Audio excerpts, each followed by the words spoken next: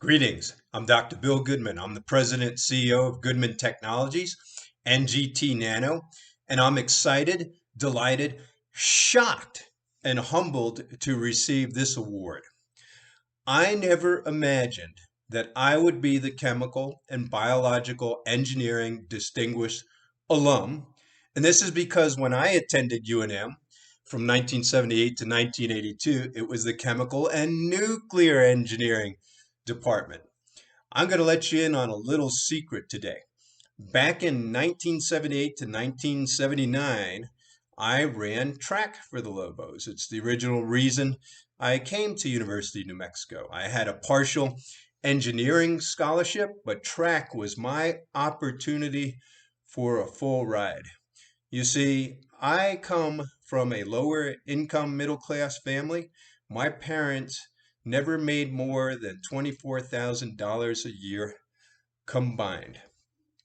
Although I lettered in varsity track and came in third in the Western Athletic Conference as a 17-year-old walk-on freshman, I did not get the full ride. So I quit the team, I got a job, and the hard work has carried on since then for over 40 years.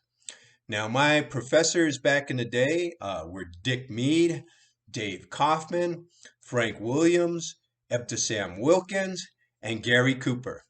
They had a sense of humor and were genuinely vested in their students. I know this because I struggled. You see, with all the travel from varsity track, I missed a lot of classes.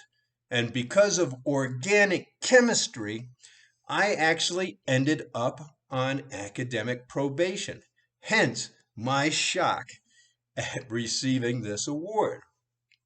I eventually worked my way out of probation and was able to pull the grades and an ACT score to be admitted to UCLA Graduate School in 1989, graduating with a PhD in Material Science and Engineering the first quarter of 1995. I had to do some overcoming there too, the death of a child in 1992 and the subsequent PTSD that resulted from this event. This is where I received personal coaching and actually later went to school in LA and became a certified integrative wellness coach, and I've helped many others since then. The final part of my acceptance speech will be about overcoming the odds. Here are some of the things that I have learned that I want to pass on to you today. You don't get what you could have, or what you should have, or even what you'd like to have. You only get what you must have. Second point I want to make is about fear. Fear is the number one tool of the enemy. It's always about a phantom future. It's the feeling that you are not going to get what you want, or the feeling that you're going to lose what you have. Very simply this, fear is false evidence appears real. Now let's talk about failure. You only fail if you quit. So what that means is just pick yourself up and get busy and try again.